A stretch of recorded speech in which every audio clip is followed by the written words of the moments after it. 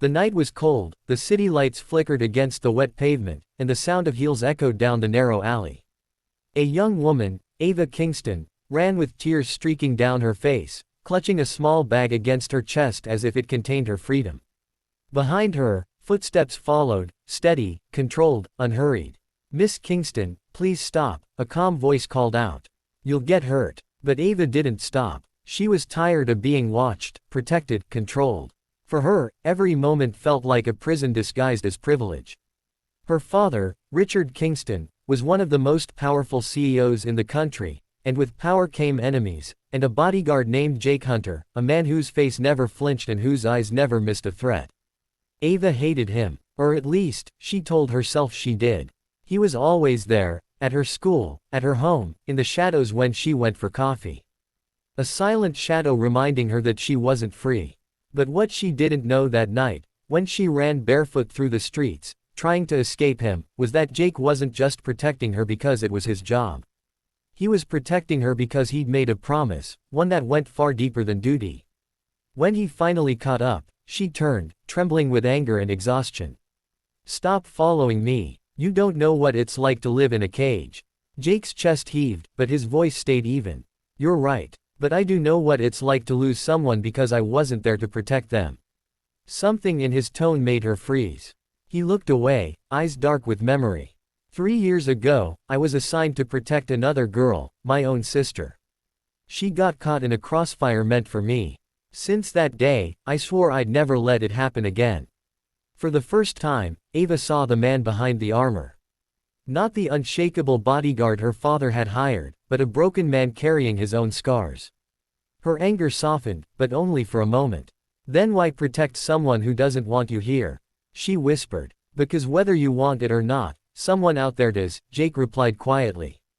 Before she could respond, headlights flashed across the alley. A van screeched to a halt, and masked men jumped out. Ava's heart froze. It was supposed to be just another runaway attempt. She never imagined it would turn into a kidnapping. Jake moved before she could blink. He pulled her behind him, drawing his weapon. The air exploded with shouts, gunfire, and chaos. One of the attackers lunged, and Jake took the hit to his shoulder, but he didn't stop fighting. Ava screamed his name, but he only looked back once, eyes fierce. "Run when I tell you," he growled. But she didn't run. When the last of the attackers hit the ground, Jake collapsed to his knees. Blood seeped through his shirt, and the steady composure he always wore cracked. Ava dropped beside him, tears falling. "Why? Why would you do this for me?" Jake smiled faintly, pain lacing his words. "Because, your father saved me once. He gave me a second chance after I lost everything. Protecting you was my way of repaying him. But somewhere along the way, it stopped being just a job." That night changed everything. Ava stayed by his side until the ambulance arrived. For days, she refused to leave his hospital room.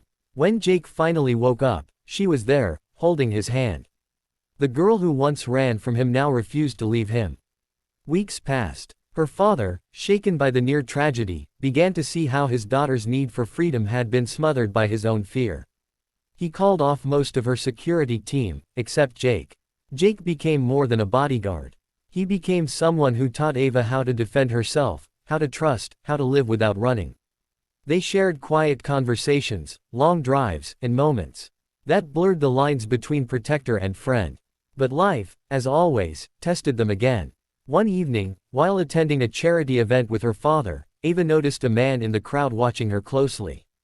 The same insignia tattooed on his wrist that Jake had described before, the mark of the organization that had targeted her father years ago.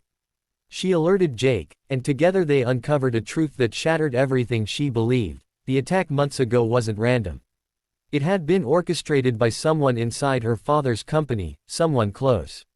When they confronted the traitor, a senior executive named Clark, Ava's father was nearly taken hostage again. Jake took the hit meant for Mr. Kingston, saving both of them. This time, Ava didn't cry in fear, she fought back, using everything Jake had taught her. When it was over, Jake lay weak but alive, his eyes meeting hers with quiet pride. Months later, as he recovered in the Kingston estate, Ava visited him in the garden. The air was warm, soft, and still, the calm after a storm. I used to think you were just my father's shadow, she said with a smile. But you became my strength. Jake chuckled softly. You don't need me anymore.